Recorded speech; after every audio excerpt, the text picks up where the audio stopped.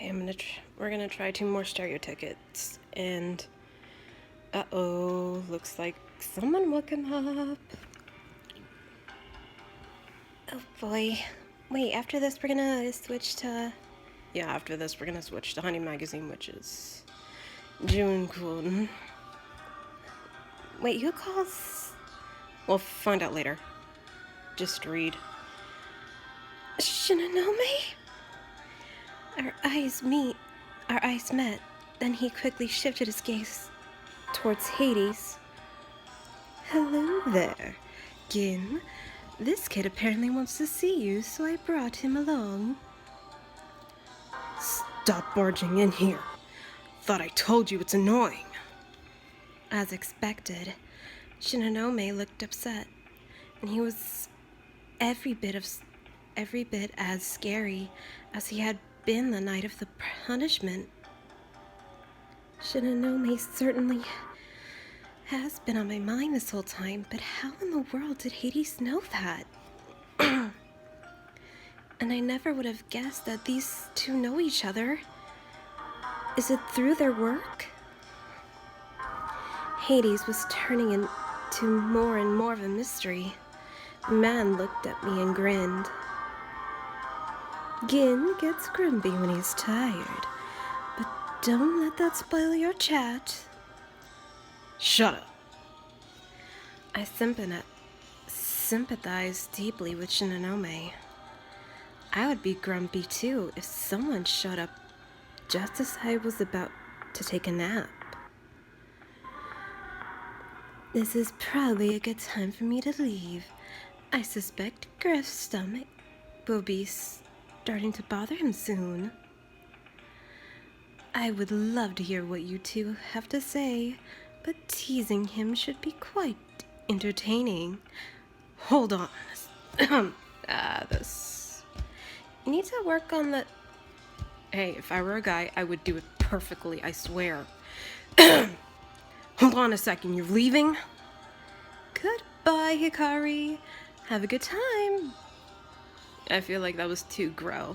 It's gotta be a Orochimaru level of hyperness. Hades' exit was just as exciting as his entrance, and left Shinonome and I alone with one another. An uncomfortable silence followed the loss of his conversation. And yet Shinonome sat there staring at me. Apparently he was willing to skip his nap. This is a good opportunity. I can ask him some questions and report back to Makoto. I boldly launched into my first question. Oh boy. Ask him where their group has worked. Ask him about his group's purpose. I think I'll be safe with this one. So, careful, kitten. Sure. Come to think of it, Toya mentioned the Shadow Vigilants operate all over the country, didn't he? I understand you guys work all over the country. What places have you visited before? Don't remember them all. His answer was curt and lacked any sign of interest. Silence followed.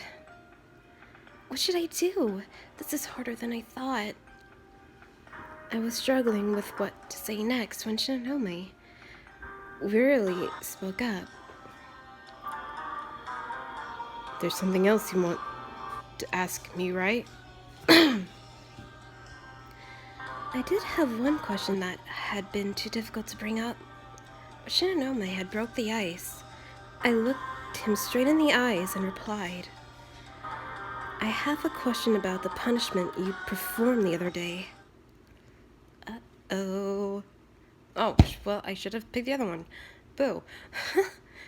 Oh no, checkpoint. Boo. I was hoping for another checkpoint.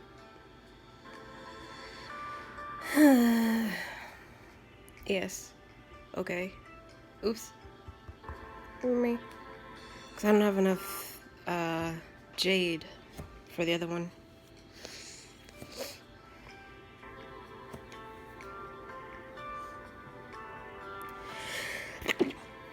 Ooh.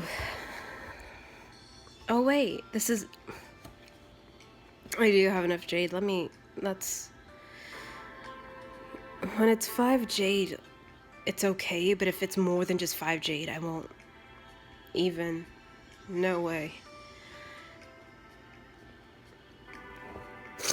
Let's see, what premium story photo will we get?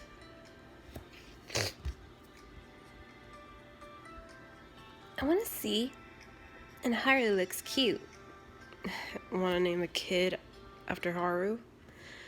No, because then it'll sound more like a male. Fine, but we're not naming her Haruka. Aw. Just read. It baffles me how a vigilant could punish someone the way you did. What were you thinking? Do you even have the same motivations as the rest of us? Once it was all out, Shinonome sat there scowling back. It felt like his eyes were looking right through me. I had never been subjected to such a sharp gaze. Its strength alone made his presence overwhelming. I won't let him get the better of me. I strengthened my own resolve and glared back. Shinonome continued to stare a little longer. Then his gaze softened just a little. Our world revolves around power. The weak naturally end up oppressed by the strong. That ruffian was flaunting strength he obviously didn't have, that led to his death. That's... I paused mid-sentence. I like to think vigilants represent the weak. We're not necessarily strong, though. That was just my opinion. Obviously, Shinonome felt differently. For all I knew, the other Nagasaki vigilants did too. Shinonome saw my troubled look and let out a sigh. I'm not going to argue with you. Argue? When I act, I'm doing what I think is right, regardless of what anyone else says. I could sense a weight to his words as he spoke. A weight had carried quite a while. Shinonome believes his punishments are carried out justly. It was readily apparent from his voice and his words. My idea of justice was difficult, though. Difficult. How did we get that wrong? My idea of justice was different, though. That much was quite clear. I'm still not satisfied with that answer, though. Must the weak really end up being oppressed? Isn't it up to the vigilance to prevent that? It all felt like one big puzzle to me. Vigilants were never taught to be tutored to be champions of justice. People had to make sacrifices and die before we would act, and our only compensation to them was to kill someone else. In short, we were criminals.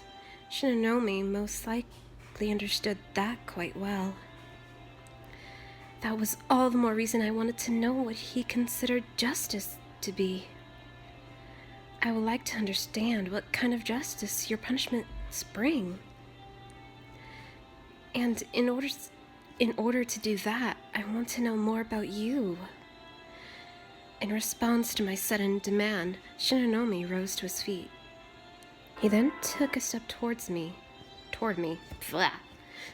Damn it. Without warning, he reached out with one hand and firmly pulled my head close to his. I found myself unable to move under that sharp, overwhelming gaze of his. Overwhelming. Sheesh. So carried away by the emotions. Just read. Okay. He continued to stare at me as our noses nearly touched. Ah, fuck. Beep!